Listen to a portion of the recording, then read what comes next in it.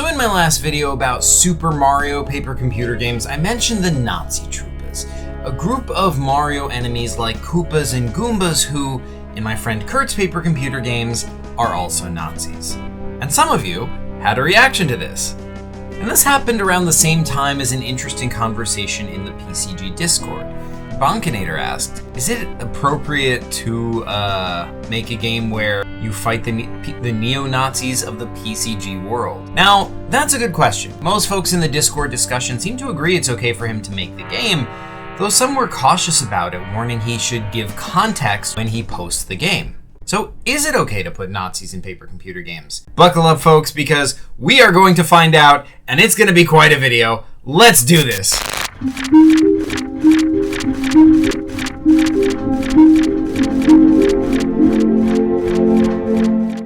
Well, first of all, we should acknowledge that the question I'm answering here is not a hypothetical question. We're not trying to decide if we should put Nazis in paper computer games for the first time, because Nazis have always been in paper computer games since the very beginning. So let's first briefly go over the history of Nazis in paper computer games, and then we'll talk about what this means and whether it's a good idea. Nazis were a regular enemy in the Series 1 paper computer games. In other words, the series of games Chris made for me when we were kids. I fought them almost as often as the company. In one PCG, I had to fight them to gain access to Atlantis. My memory of them in these games is honestly not much different than the company. They were a group of enemies with guns, and you had to fight them. I never thought much of it. Many years later, when Chris revived PCGs and started Series 2, we were upper teenagers, and the Nazis made a comeback in the second game in Series 2, Relics of the Sea. In that game, Zach has to infiltrate a neo-Nazi base and stow away on the Nazi submarine. But me being me, I wasn't content to just infiltrate the base. I wanted to single-handedly take over the base. I meticulously planned it out and snuck through the halls, knocking out every Nazi guard in the building until I could completely conquer it and turn it into my base. If I died, it didn't matter. I would just say save game again and again until I succeeded. And it was working. I was winning. But then I opened the door to the underground of the base and discovered thousands of Nazis down there. There was no possible way to defeat all that, so I just had to sneak onto the sub and finish the game like normal. But I vowed to return one day and find a way to take over the Nazi base, and, well, someday I will. Nazis continued to make appearances in Series 2, with a notable Nazi character appearing in the next game, The Fabric of Reality. In that game, the entire universe is being torn apart and reality is scrambled. So, on one screen, Zack is shot down from a fighter plane by a gigantic Godzilla-sized Nazi dude with a machine gun. And it didn't stop there, because Chris's very next PCG didn't have any Nazis in it. But the one after that did. It was called the Nazi Machine, and in that game you have to go to Russia to find a powerful mech built for the Nazis. The giant Nazi dude also makes a comeback, only now that reality's done putting itself back together, he's no longer a giant, he's a normal-sized Nazi, and we meet him at the party scene, and his name is Hans Gutberg. As I mentioned in my last video, Nazis made an appearance in Kurt's PCGs as well, in the form of Nazi Troopas, basically Nazi versions of the classic Mario enemies like Goombas and Koopas, and they appeared in his PCG Yashnugenheimer No. 1. But once again, that wasn't the end of it. In my PCG Balzac Lobotron, I created an interstellar alliance between all the evil powers of the universe, like the Kroden from Planet Shri, the Company from Earth, and so on. All the villains from PCG history. But Chris, who was playing the game, asked if Nazis were part of the alliance too. I said no, and he laughed. He thought it was weird they wouldn't be a part of it, since every other villain from PCG history was. Now, the reason I didn't include them wasn't because I was worried it would be too controversial or anything like that. I just had imagined reasons in the story why they wouldn't join. Chris even brought back the Nazis recently in PCG Anniversary Special 2. He established that by now, the Nazis have joined the Alliance, which is called the Shadow Alliance now. He even brought back Hans Gutberg, the giant Nazi from before, and even though Gutberg was acting on behalf of the Shadow Alliance, Chris wasn't shy about his still being to the Nazis first and foremost. Through all these decades of PCG history with the Nazis, it's never been a big deal to me, or to Chris either, I don't think. If you've seen my video on the computer game Indiana Jones and the Fate of Atlantis, you know it was a huge inspiration for paper computer games in the first place, and the Nazis and PCGs were pretty much directly inspired by that. Because yeah, as kids we played the Indiana Jones game, and we watched the Indiana Jones movies, and Indiana Jones fights Nazis all the time. They're his main enemy, and it was just normal. This was a movie kids could watch. And it wasn't just indie. Fighting Nazis was just normal in pretty much any sort of adventure fiction. I mean, Superman fought the Nazis, Wonder Woman fought Nazis. It was just a normal thing for us growing up. So for that reason, I was surprised when the Nazi troopers got a reaction in the last video. To me, it's just never been a controversial thing. It's just been normal to have Nazis as the bad guys in games since I was a kid. It never occurred to me anyone would see it another way. But things have changed since I was a kid, haven't they? Folks, this is where the video is going to get a bit darker than I usually get. So if you're uncomfortable talking about real-world Nazi stuff, then you should stop here. It's a good place to stop.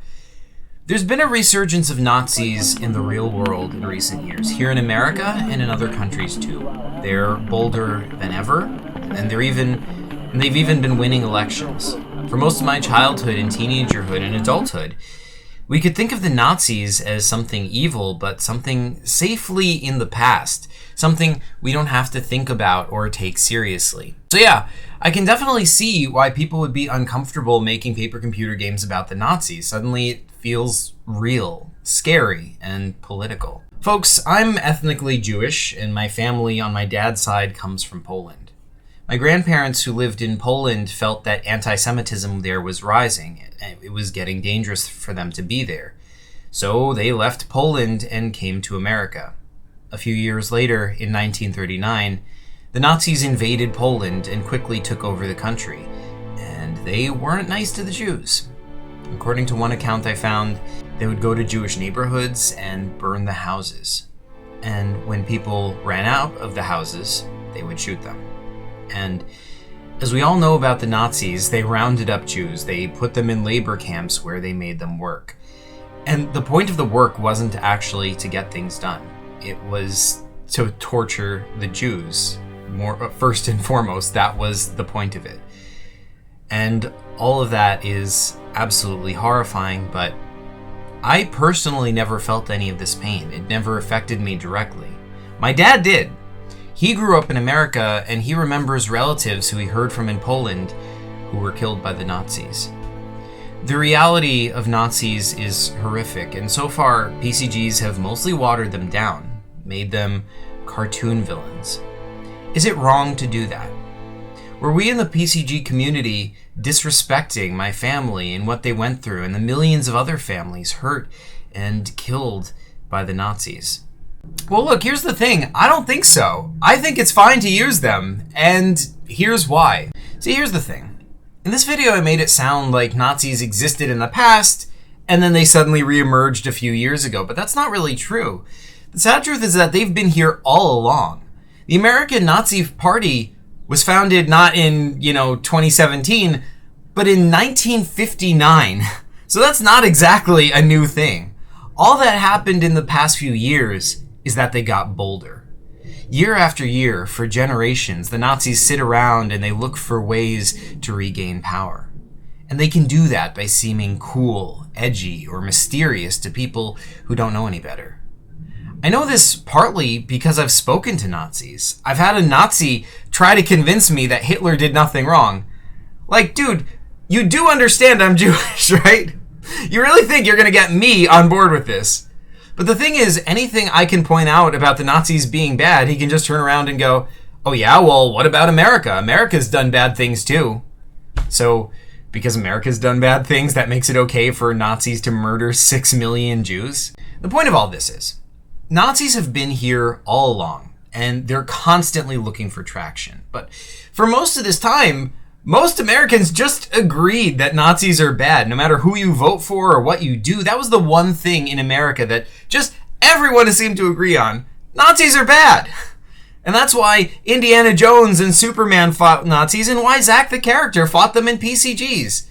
Now, because Nazis are more visible, now we're treating them as controversial, as a political issue. They're no longer something everyone can agree on. Some people have even gotten offended that Nazis were used as villains in a 2017 Wolfenstein video game, even though, just like with PCGs, Nazis have been the villains in Wolfenstein since the very beginning. Here's the thing.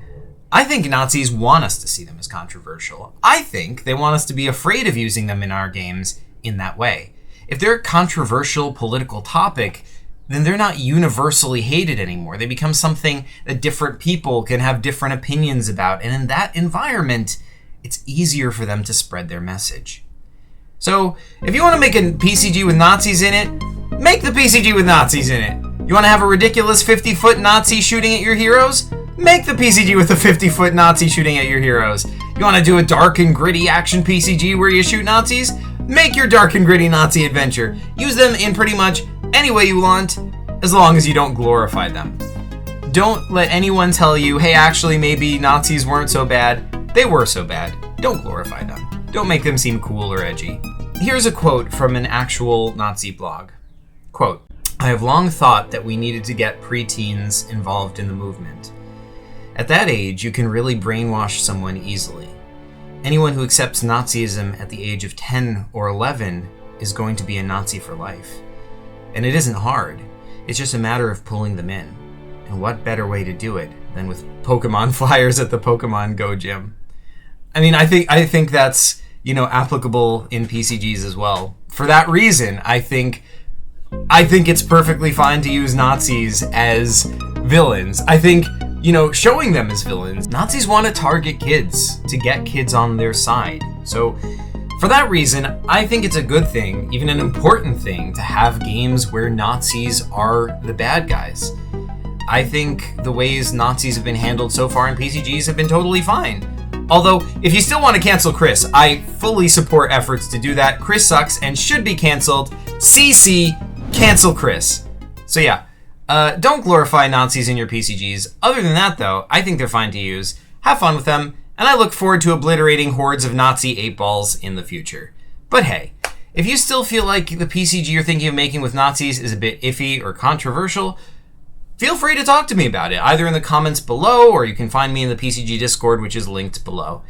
Thanks so much for watching, folks. Sorry if this video was darker than usual for me, but I think it's an interesting topic. I felt like I wanted to talk about it, so here I am talking about it. Yeah, thanks for watching, and PCG you later.